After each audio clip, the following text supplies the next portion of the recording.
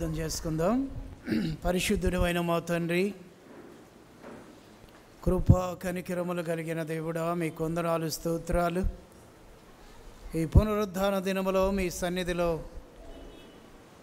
మిమ్మల్ని ఆరాధించటానికి, మా జీవితాలలో మీరు ఏమై ఉన్నారో మీ ప్రభావముతో నింపబడటానికి, మా జీవితాలలో మిమ్మల్ని ప్రభువుగా ప్రతిష్ఠించుకొని పునరుద్ధాన అనుభవాన్ని మా సొంతం చేసుకొని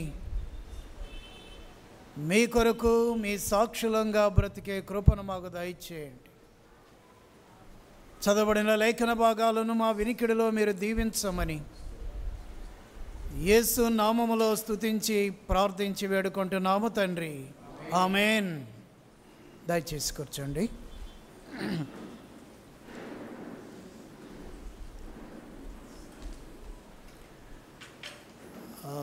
చాలా సంతోషం. ఈరోజు పునరుద్ధానం, రెజరెక్షన్. ఒకనాడు 2000 సంవత్సరాల క్రితం సాక్షాత్తు యేసు ప్రభు సమాధిని గెలిచి తిరిగి లేచిన దినం ఈస్టర్, పునరుద్ధాన దినముగా మనం పాటిస్తూ ఉన్నాం. అది పండుగ దినముగా మనం చేసుకుంటున్నాం.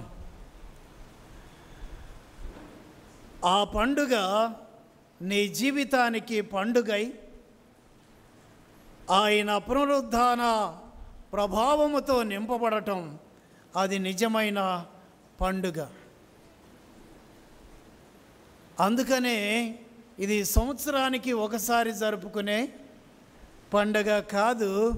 ప్రతి ఆదివారం, ప్రతి దినము పునరుద్ధానుడైన యేసు యొక్క అనుభవములో ప్రభావముతో నీ జీవితం ఉండుట, గడుపుట అనేది ఎంతైనా ప్రాముఖ్యం.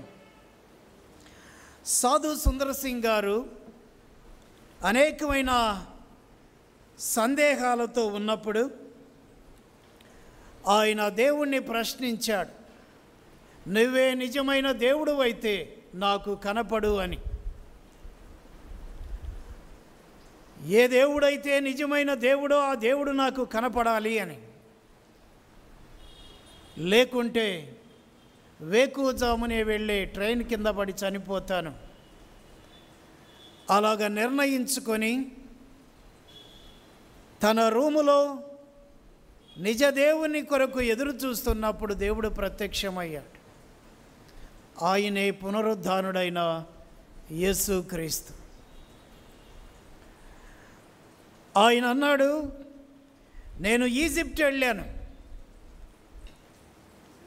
అక్కడ పిరమిడ్స్ ఉన్నాయి, రాజుల యొక్క సమాధులు ఉన్నాయి. రాజులందరూ కూడా సమాధుల్లోనికి వెళ్ళి ఆగిపోయారు. వారు ప్రభావవంతులైనప్పటికీ సమాధిలోనే ఆగిపోయారు. ఆ తర్వాత మక్కా వెళ్ళాను, అక్కడ మూయబడిన సమాధిని మాత్రమే చూశాను. ఆ తరువాత ఫ్రాన్స్ వెళ్ళాను,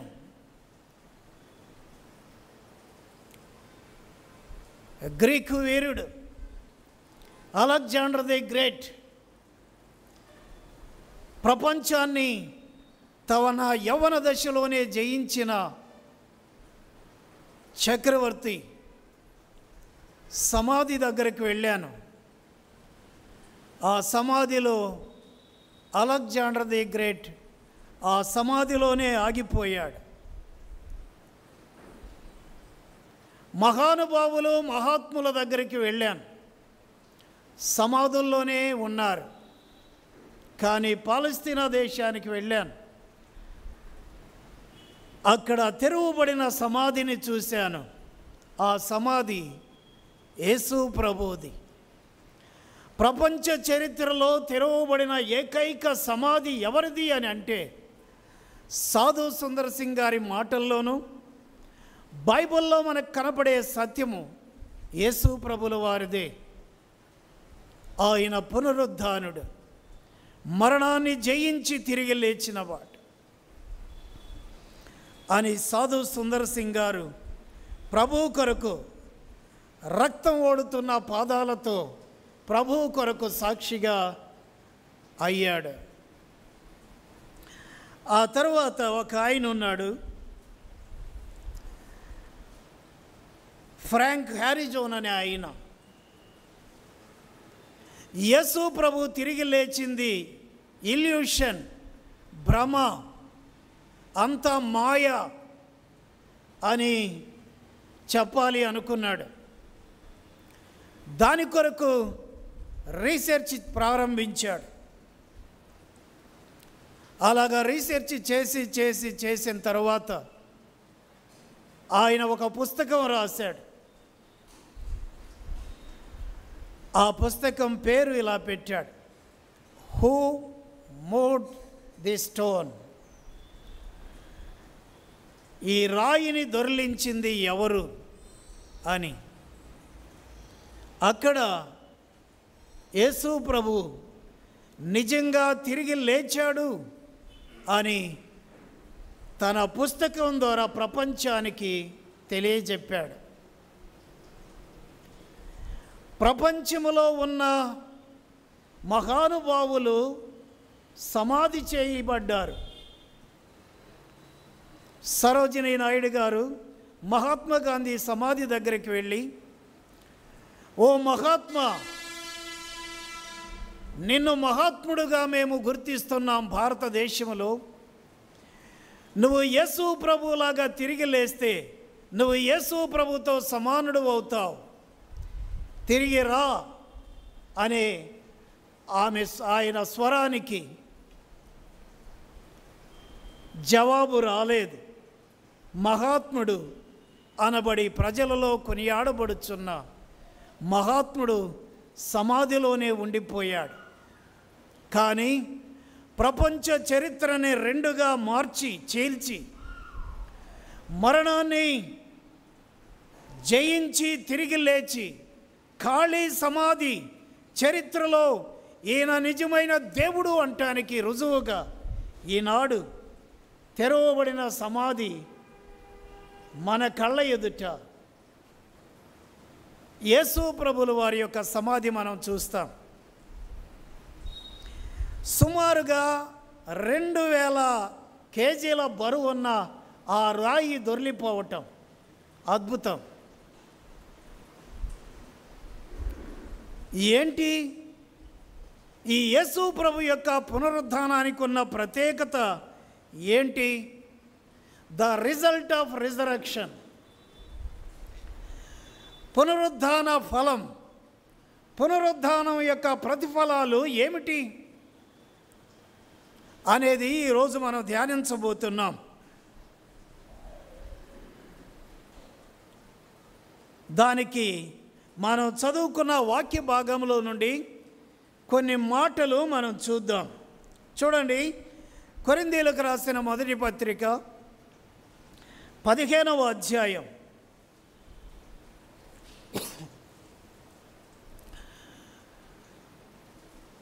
10వ వచనం నుండి ఎందుకు చదువుకున్నామంటే, పౌలు లేఖనాలు ఎంత వాస్తవమో,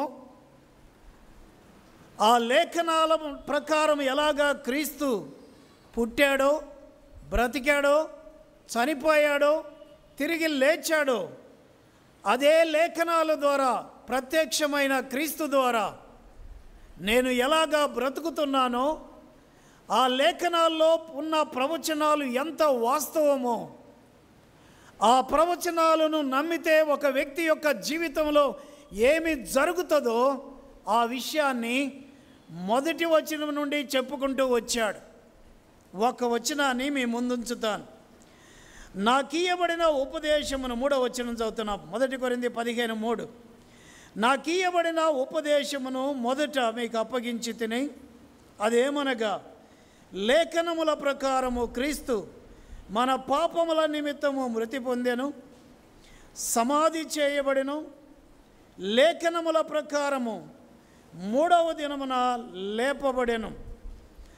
ఆయన కేఫాకును తరువాత 12 కనపడెను. అటు వెంబట 500కు ఎక్కువైన సహోదరులకు ఒక్క సమయం అందే కనబడెను. వీరిలో అనేకులు ఇప్పటి వరకు నిలిచి ఉన్నారు, కొందరు నిద్రించారు. లేఖనాలు ఎంత వాస్తవమో అనే సత్యాన్ని, ద రిజరక్షన్ యొక్క పునరుద్ధానం యొక్క సిద్ధాంతాన్ని, దానికి అవసరమైన లేఖనాల సత్యాన్ని ఆయన ధృవీకరిస్తూ థియాలజికల్గా, డాక్ట్రినల్గా ద డాక్ట్రిన్ ఆఫ్ రిజరక్షన్ గురించి ఇక్కడ మాట్లాడుతున్నాడు. ఆ విషయాన్ని నిర్ధారణ చేస్తూ అనేక రుజువులను ఆయన చూపుతూ ఉన్నాడు. అందుకనే యేసు ప్రభు గురించి కూడా అపోస్తల కార్యములు 1వ అధ్యాయం 3వ వచనములో ఆయన 40 దినాలు అనేక మందికి అగపడుతూ అనేక రుజువులను చూపినట్లుగా అక్కడ మనం చూస్తాం.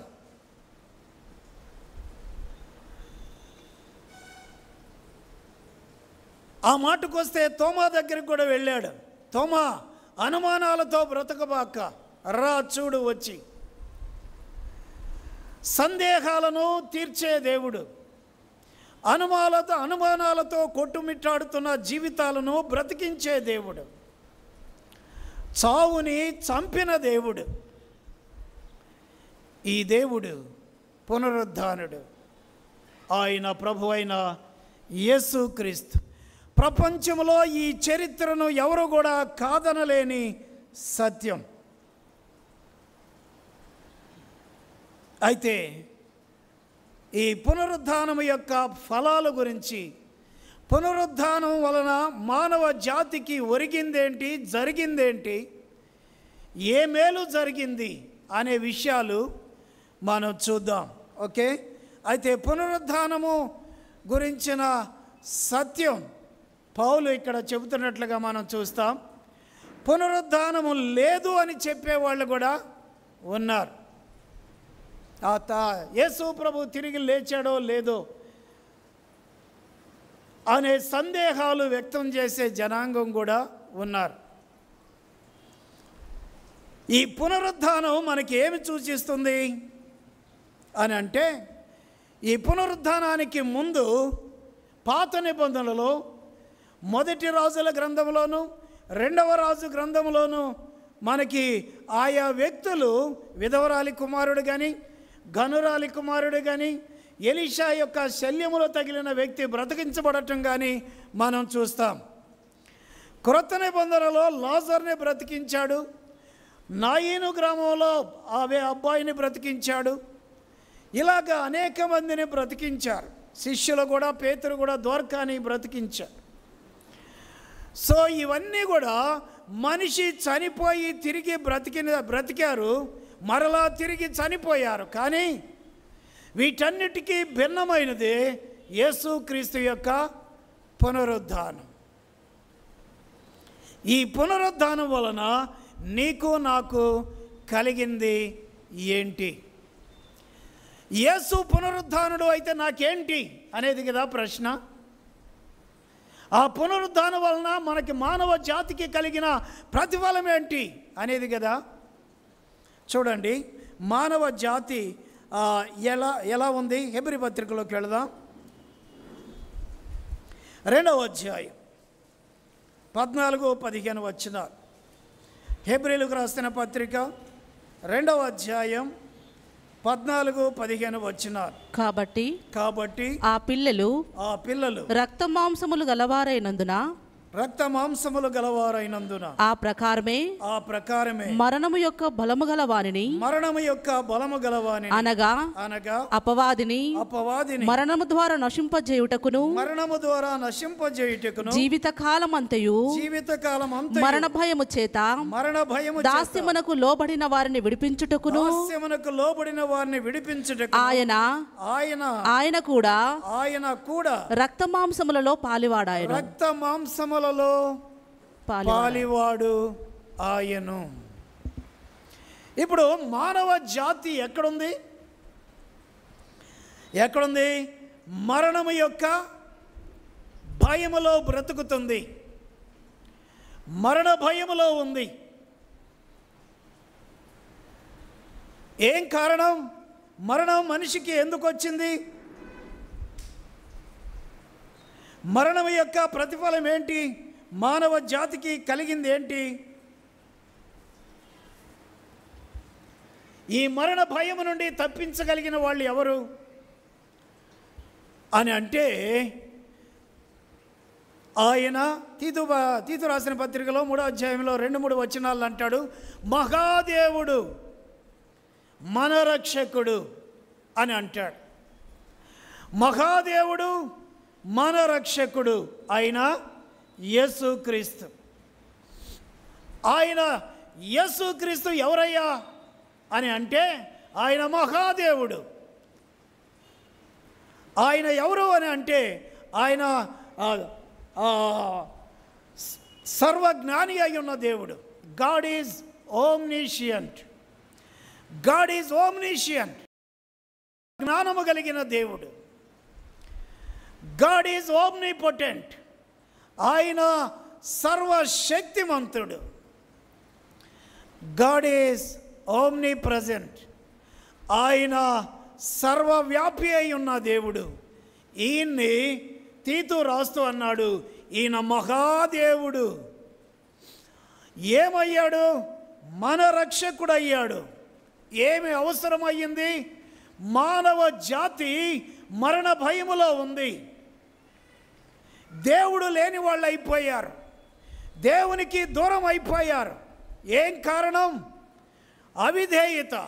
దేవుని యొక్క ఆజ్ఞను అతిక్రమించారు, దేవుని యొక్క మాటకి అవిధేయత చూపారు. ఆ కారణము చేత మనిషి బంధకాలలోనికి వెళ్ళాడు, పాపము యొక్క దాస్యములోనికి వెళ్ళాడు. అనుక్షణం భయాలతో కొట్టుమిట్టులాడుతున్నాడు, కలవరాలతో నింపబడ్డాడు. మరి విముక్తి ఎలాగా? విముక్తి ఎలాగా?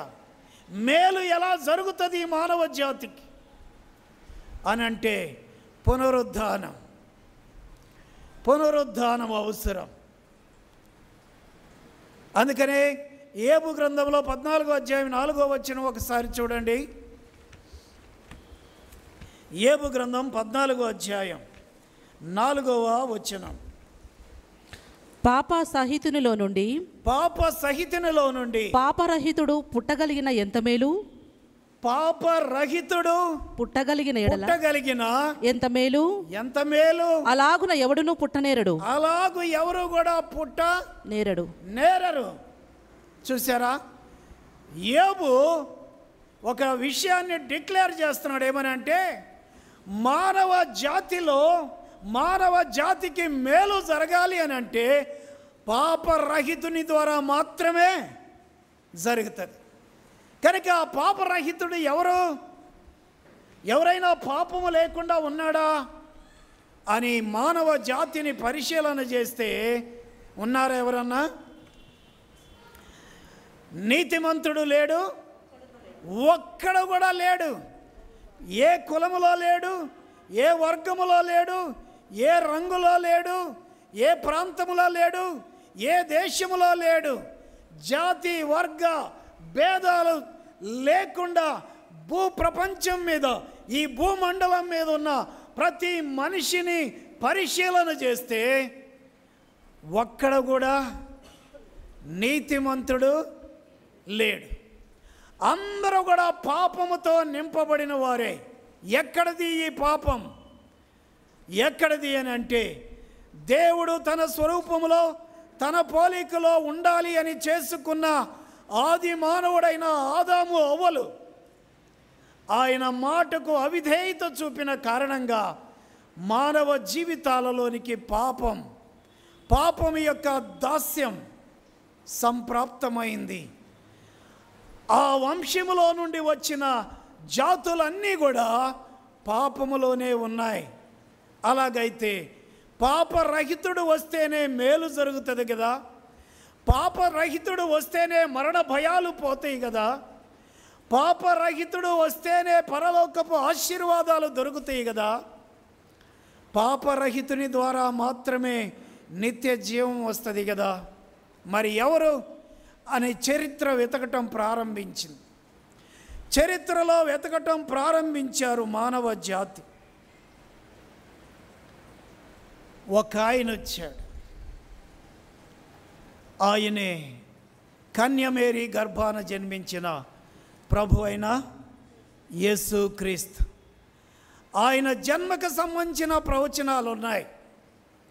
సాతానుడు ఆయన పుడితే ఏం జరుగుతుందో ఎరిగిన వాడు, పాపరహితుడు ప్రారంభములోనే మొక్కై ఉండగానే తుంచేయాలనుకున్నాడు.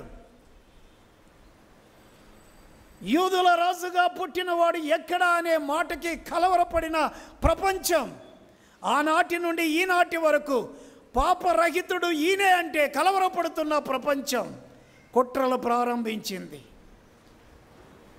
అందుకనే అనేక మంది హతసాక్షులు అయిపోతూ ఉన్నారు. ఈ పాపరహితుని ద్వారా మానవ జాతికి దొరికేది మేలు. అందుకని రోమపత్రిక 8:28లో ఒక మాట రాయబడింది. ఏంటది? చదవండి. రోమపత్రిక 8:28. దేవుని ప్రేమించు వారికి అనగా ఆయన సంకల్పము చొప్పున పిలువబడిన వారికి మేలు కలుగుటకై సమస్తమును సమకూడి జరుగుచున్నవని. అదండి, మేలు కలగాలి అని అంటే ఏమన్నాడు? పాపరహితుని ద్వారా మాత్రమే సాధ్యం అన్నాడు. రోమపత్రికలో పౌలు అంటాడు, ఆ మేలు జరగాలి అని అంటే ఆ పాపరహితుడైన క్రీస్తు దగ్గర మాత్రమే మానవ జాతికి సాధ్యం. ఆశీర్వాదాలు లేకుండా, మేలులు లేకుండా, నెమ్మది లేకుండా, సమాధానము లేకుండా గడుపుతున్నావా? ఈ యేసు పాపరహితుడు ఆయన మరణ పునరుద్ధానాలతో నీకు మేలులు తీసుకొచ్చాడు. ఆ మేలులో ప్రధానమైన మేలు రక్షణ. ఈ రక్షణ భాగ్యము లేకుండా ఒకవేళ యేసు ప్రభుని ఇంతవరకు నువ్వు అంగీకరించకుండా పాపంలో జీవిస్తుంటే నువ్వు భయాల్లో ఉన్నావు, దాస్యములో ఉన్నావు, సాతాను యొక్క ప్రభుత్వం కింద ఉన్నావు, సాతాను యొక్క అధికారం కింద ఉన్నావు. నువ్వు ఇంకా కలవరాలతోనే ఉన్నావు. నీ జీవితంలో అన్నీ ఉన్నాయి కానీ నెమ్మది లేదు, శాంతి లేదు, సమాధానము లేదు. అలాగైతే నీ జీవితానికి పరిష్కారం చూపి నిన్ను మేలులతో నింపగలిగిన వాడు ఈ యేసయ్య పునరుద్ధానుడు. భయాలతో నింపబడిన ప్రపంచానికి ధైర్యం ఏంటో చూపించాడు పునరుద్ధానము ద్వారా. భయాలతో నింపబడి నిత్య జీవానికి దూరమై దేవుని యొక్క సన్నిధికి, దేవుని యొక్క ప్రత్యక్షతకు, దేవుని యొక్క మేలులకు దూరం అయిపోయిన మానవ జాతికి మార్గమై నేనే మార్గమును, నేనే సత్యమును, నేనే జీవాన్ని అంటూ ఆయన తన్ను తాను ప్రత్యక్షపరుచుకున్నాడు. ఆయన 100% మానవుడు, 100% దేవుడు. అందుకనే దైవ మానవుడు అన్నారు ఆయన్ని. ఇప్పుడు పునరుద్ధానం వలన మనకి ఏం ప్రతిఫలం ఉంది? ఏం ప్రతిఫలం? నిత్య జీవము అనే మేలు మనకి దొరుకుతుంది. ఆయన పునరుద్ధానుడు గనుక మేలులు నిన్ను వెతుక్కుంటూ వచ్చాయి. భయాలు తొలగిపోయినాయి, దాసత్వం తొలగిపోయింది. అంధకార ప్రభుత్వం నుండి సజీవుడైన దేవుని యొక్క ప్రభుత్వంలోనికి నువ్వు వచ్చావు. క్రీస్తు నీ జీవితంలో ప్రత్యక్షమయ్యాడు. ఈ యేసయ్య నీకు నాకు చాలిన దేవుడు. మొదటి మేలు ఏంటి? ఆయన నీ భయాలను, కలవరాలను, అశాంతిని తొలగించి, నీ భయాలకి, కలవరాలకి, మరణానికి, శాపానికి, అశాంతికి కారణమైన వాటిని సమాధిలో తొక్కేసి సజీవుడై తిరిగి లేచాడు. నీకు నిత్య జీవములో ఉన్న మేలులన్నీ కూడా అనుగ్రహించే దినం రిజరక్షన్ డే. ఈ పునరుద్ధాన అనుభవంలోనికి నువ్వు ఇంకా రాకపోతే, యేసయ్యను నీ జీవితంలో ఇంకా నమ్ముకోకపోతే, ఈ యేసయ్య పునరుద్ధానములో ఉన్న మేలులు నువ్వు పొందుకోకపోతే, ఈరోజు నీకు మంచి అవకాశం. కల్వరి శిలువలో ఆయన చనిపోయాడు. ఆయన లేఖనాల ప్రకారం సమాధి చేయబడ్డాడు. లేఖనాల ప్రకారం తిరిగి లేచాడు. ఇది చరిత్ర సత్యం. చరిత్రక రెండుగా చీలింది, క్రీస్తు పూర్వం, క్రీస్తు శకం.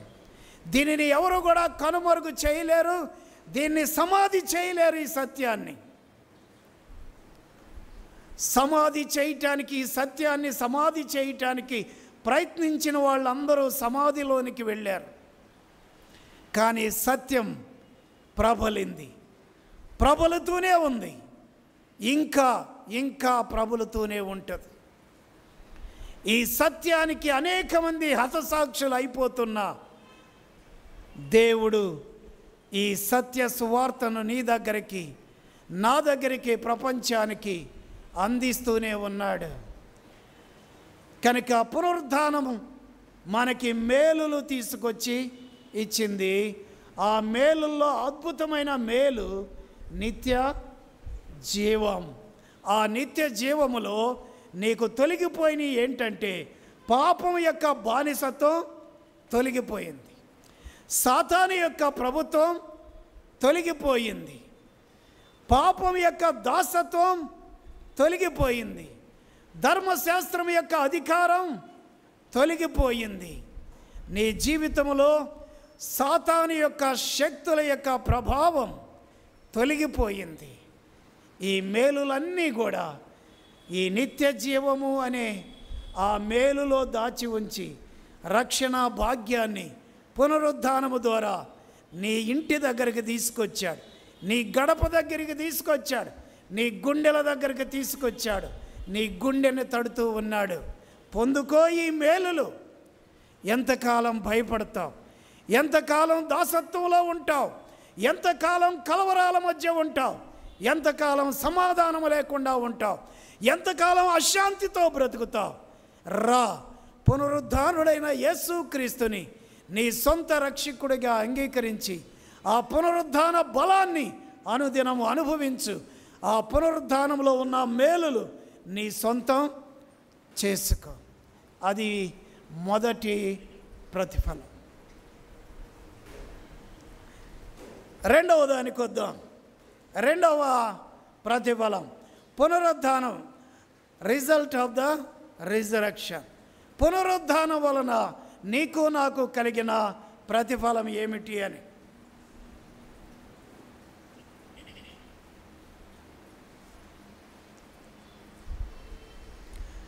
రెండవది, ఇప్పుడు రండి మనం చదువుకున్న లేఖన భాగాల్లోనికి వద్దాం. కొరింథీయులకు రాసిన మొదటి పత్రిక 15వ అధ్యాయం 12వ వచనానికి వద్దాం. క్రీస్తు మృతులలో నుండి లేపబడి ఉన్నాడని ప్రకటింపబడుచుండగా మీలో కొందరు మృతుల పునరుత్థానము లేదని ఎట్లు చెప్పుచున్నారు? ఆగండి. ఏం ప్రకటించబడుతుందంట? క్రీస్తు మృతులలో నుండి లేపబడి ఉన్నాడు. మృతులలో నుండి లేపబడి ఉన్నాడు అని ప్రకటించబడుతుండగా మీలో కొందరు, ఈ భారతదేశంలో కొందరు శిలువ చరిత్రను మాపు చేయటానికి, మాసిపోజేయటానికి ప్రయత్నాలు ఆరంభమయ్యాయి. ఇది ఈరోజు జరుగుతున్నది కాదు, చరిత్ర చెబుతున్న సత్యం. యేసు ప్రభు యొక్క పుట్టుక, యేసు ప్రభు యొక్క జీవితం, యేసు ప్రభు యొక్క పునరుద్ధానం మీద దాడులు జరుగుతూనే ఉన్నాయి. దే ఆర్ క్రియేటింగ్ యేసుక్రీస్తు యొక్క పునరుద్ధానానికి వ్యతిరేకమైన ప్రణాళికలు, ఆలోచనలు జరుగుతూనే ఉన్నాయి. ఎక్కడికి వచ్చాడంట యేసయ్య? కాశ్మీర్ వచ్చాడు. అక్కడ బౌద్ధ మతాన్ని స్వీకరించి అక్కడ నేర్చుకున్నాడు. ఆ తర్వాత సిలువ ఎక్కాడు, సిలువ దిగి పారిపోయాడు. ఇవన్నీ కూడా కొరింథీ సంఘాన్నితో మాట్లాడుతూ పునరుద్ధానుడైన క్రీస్తు యొక్క పునరుద్ధానం మీద మీలో కొందరు దాడులు చేస్తున్నారు. ఎలాంటి దాడులు? పునరుద్ధానుడైతే పునరుద్ధానం జరగలేదు, ఆయన సిలువ దిగి పారిపోయాడనే వార్తలతో దాడులు చేస్తున్నారు. కానీ ఆనాటికైనా ఈనాటికైనా ఈ వార్తలు వస్తూనే ఉంటాయి. ఆవగింజ లాంటి దేవుని రాజ్యం వ్యాపిస్తూనే ఉంది.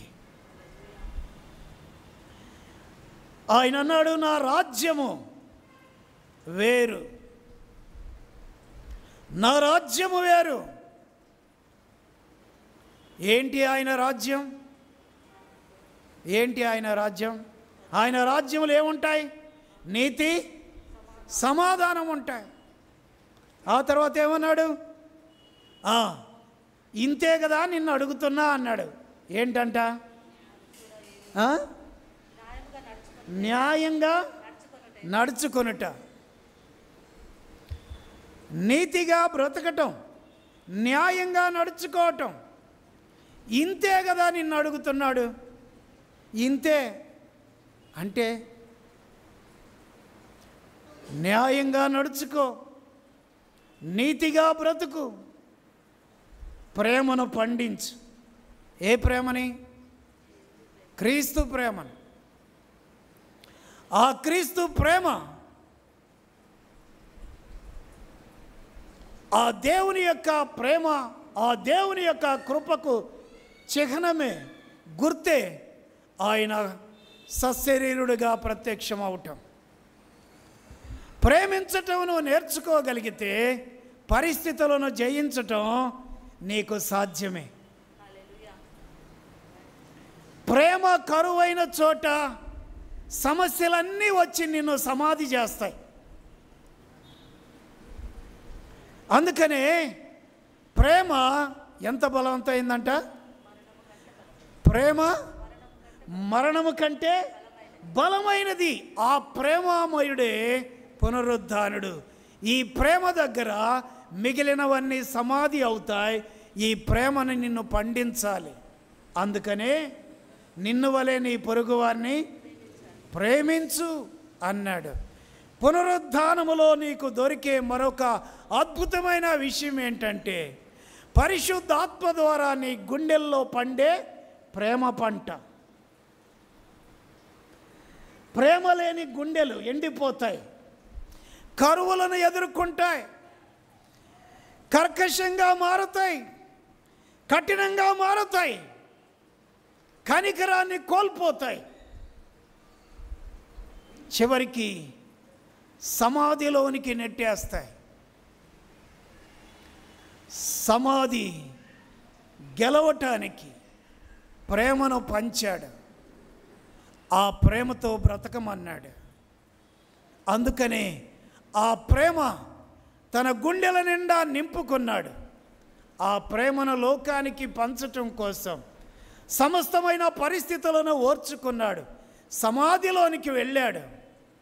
ఆ ప్రేమామయుడు ఆ ప్రేమను పంచిన కారణంగా ఆ ప్రేమకు చావు లేదు అనే సత్యాన్ని పునరుద్ధానము ద్వారా నిరూపించాడు.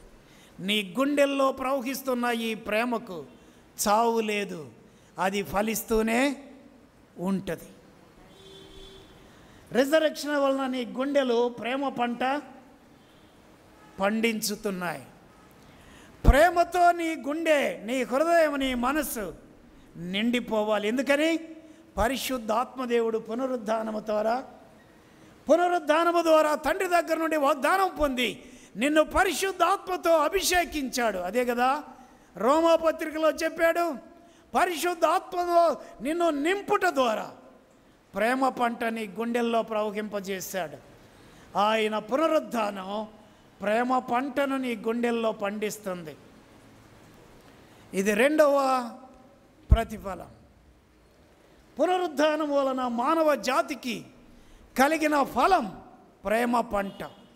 ఎందుకని? మనుషుల్ని మనుషులు చంపుకుంటున్నారు. వీడు నాకంటే గొప్పవాడవుతాడా? నన్నే తిడతాడా? నన్నే అవమానపరుస్తాడా? మోసం, అక్రమం, దగ, అన్యాయం, దేవుని రాజ్యపు విలువలు లేకుండా బ్రతుకుతున్న ఈ సమాజంలో దుష్ట తలంపులు, దుష్టుని యొక్క అధికారం, దుష్టుని యొక్క ప్రభుత్వం ఉన్న ఈ మానవ జాతి కొట్టుకొని చస్తూ ఉంటే,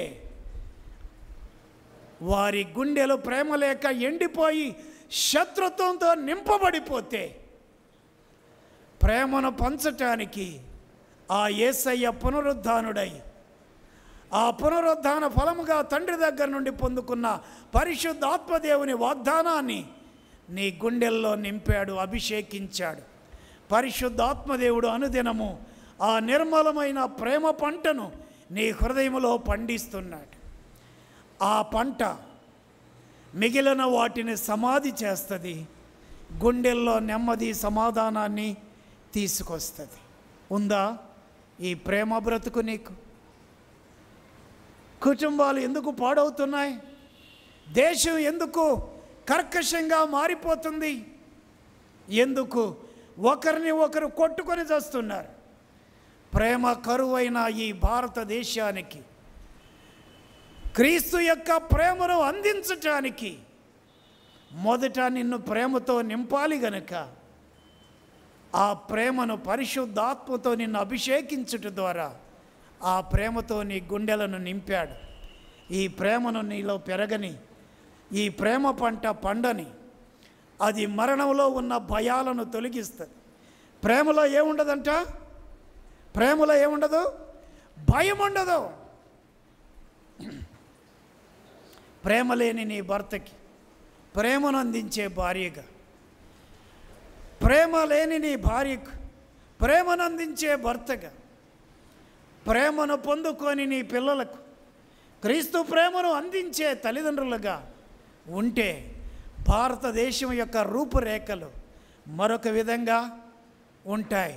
పునరుద్ధానుడు భారతదేశంలో ప్రత్యక్షమై, కుటుంబాలలో ప్రత్యక్షమై ప్రేమ పంటను పరిశుద్ధాత్మ ద్వారా పండిస్తుంటే భయాలు సమాధి చేయబడతాయి, భయాలు ఛేదించబడతాయి, భయాలు తొలగిపోతాయి.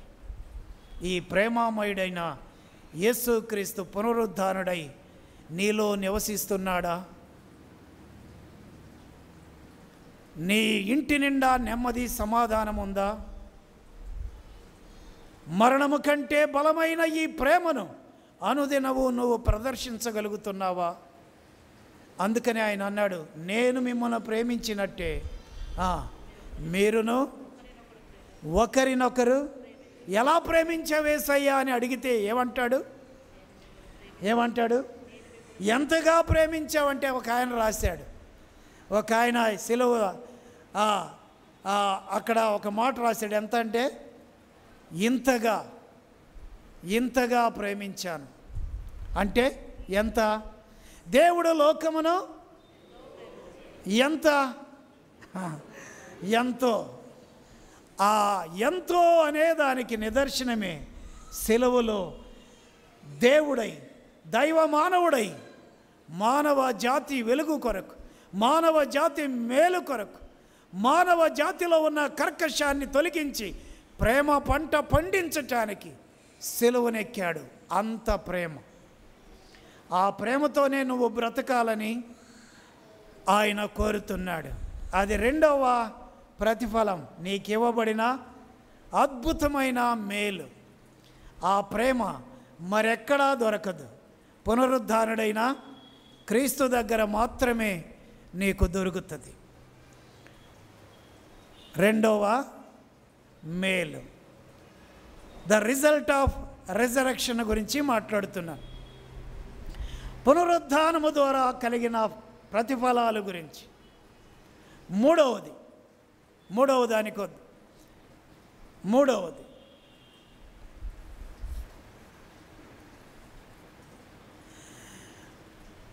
మనిషి జీవితంలో కోల్పోయింది ఏంటి? మొదటిది నిత్య జీవము, రక్షణ అనే మేలు మనకి పునరుద్ధానుడైన క్రీస్తు ద్వారా, పునరుద్ధానం ద్వారా మనకి దొరికిన మేలు. రెండవది పునరుద్ధానము ద్వారా మన గుండెల నిండా ప్రేమ పంట పరిశుద్ధాత్మ అభిషేకం ద్వారా అందించాడు. మూడవ మేలు, మూడవ ప్రతిఫలం ఏమై ఉంటుంది? పునరుద్ధానము ద్వారా ఏమై ఉంటుంది? ఏమై ఉంటుంది? ఆయన రాజ్యములు ఏముంటాయి అన్నాం? ఆయన రాజ్యములు ఏముంటాయి? ఆత్మ విషయమై దీనులైన వారు ధన్యులు. ఈ దీనత్వాన్ని గురించి గతంలో కూడా మీకు చెప్పాను అనుకుంటున్నాను. ఒక్కసారి యెషయా గ్రంథం 57వ అధ్యాయం 15వ వచనానికి వద్దాం. మహాగణుడును మహాగణుడును మహోన్నతుడును పరిశుద్ధుడును నిత్య నివాసి అయిన వాడు ఇలా సెలవిచ్చుచున్నాడు. ఏమని? నేను మహోన్నతమైన పరిశుద్ధ స్థలములో నివసించువాడను, ఆయనను వినయము గల వారి ప్రాణమును ఉజ్జీవింపజేయుటకును, నలిగిన వారి ప్రాణమును ఉజ్జీవింపజేయుటకును, వినయము గల వారి యొద్దను దీన మనసు గల వారి యొద్దను నివసించుచున్నాను. అబ్బా, ఇప్పుడు చెప్పండి, రిజరక్షన్ వల్ల మనకి కలిగిన మూడవ అద్భుతమైన ప్రతిఫలం ఏంటంటే, పాత నిబంధనలో పరిశుద్ధాత్మదేవుడు దేవుని యొక్క నివాసం ఎక్కడుంది? ఎక్కడుండేది? ప్రత్యక్షపు గుడారములో ఉండేది. ఆ తర్వాత సొలొమోను దేవునికి ఒక మందిరాన్ని కట్టిన తర్వాత ప్రపంచంలో చెదిరిపోయిన యూదా జాతి ఎక్కడున్నా సంవత్సరానికి 3 మార్లు పురుషులు ప్రతి ఒక్కరూ కూడా ఎక్కడికి రావాలా? దేవుని దర్శించుకోవటానికి యెరూషలేముకి రావాలి. వారు భూమి యొక్క అంచులలో ఉన్నప్పటికీ ఎక్కడికి రావాలి? వాళ్ళు యెరూషలేముకి రావాలి. పునరుద్ధానుడైన క్రీస్తు పునరుద్ధానము ద్వారా ఏం జరిగింది? నివాసం ఎక్కడికి వచ్చింది? మన మధ్యకే వచ్చింది. యెరూషలేము యొక్క దేవాలయపు యొక్క తెర ఏమైంది? పైనుండి క్రిందకి 2గా చీలిపోయింది. చరిత్ర కూడా 2గా చీలిపోయింది. ఇప్పుడు ప్రధాన యాజకుడు మాత్రమే వెళ్ళవలసిన స్థలానికి ఎందుకు వెళ్ళేవాడు? దేవుని యొక్క ప్రత్యక్షతను చూడటానికి, దేవుని యొక్క స్వరాన్ని వినటానికి, ప్రజల పక్షాన బలి అర్పించటానికి వెళ్ళేవాడు. ఇప్పుడు మన అందరికీ అద్భుతమైన మేలు అవకాశం దొరికింది. ఏంటంటే, దేవుని యొక్క ప్రత్యక్షపు గుడారములాగా మనం దేవుని గుడారాలం అయ్యాం. పరిశుద్ధాత్మ దేవుని యొక్క నివాస స్థలం అయ్యాం. దేవుని ఆలయాలం అయ్యాం. ఇప్పుడు మనలో ఎవరు నివసిస్తున్నారు? పరిశుద్ధాత్ముడు. మీరు దేవుని ఆలయాలు అన్నాడు. ఇది పునరుద్ధానము ద్వారా మనకు కలిగిన మరొక అద్భుతమైన ప్రతిఫలం. ఇక్కడ నేను ముగింపులోనికి వెళతా.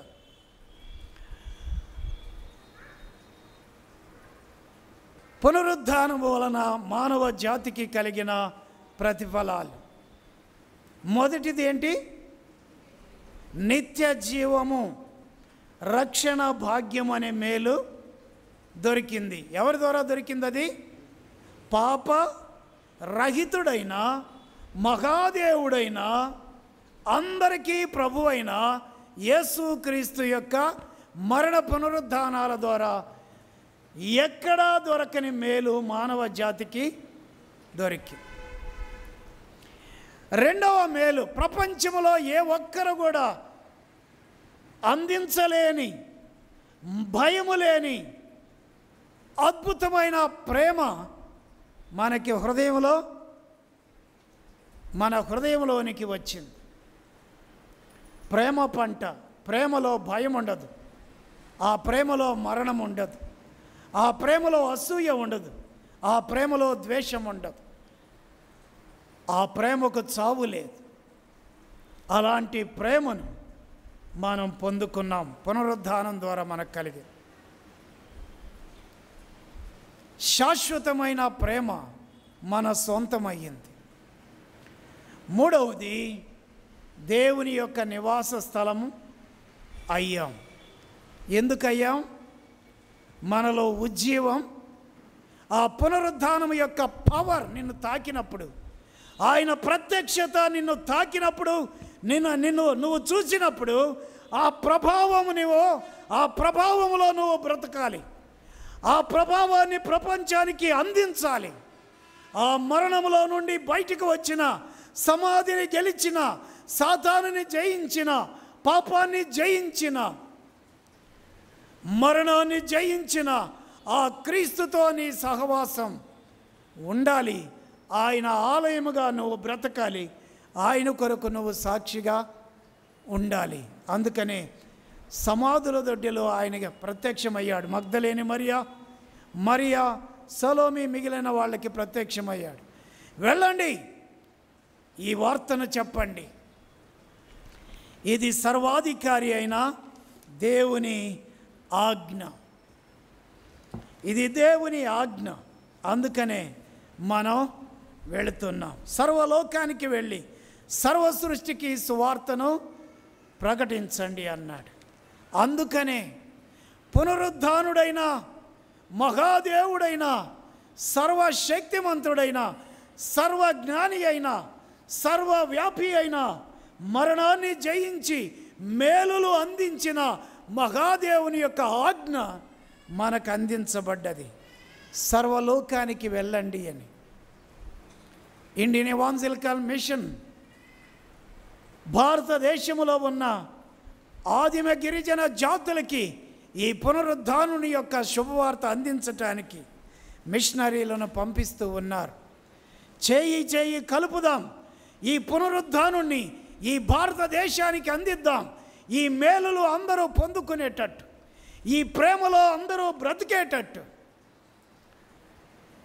ఈ ప్రేమ చూపే దేవుని నివాస స్థలాలు అయ్యేటట్టు ప్రకటిద్దాం.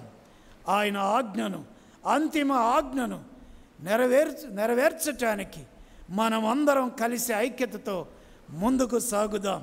అట్టి కృప దేవుడు మనందరికీ దయచేయునుగాక. ఆమేన్.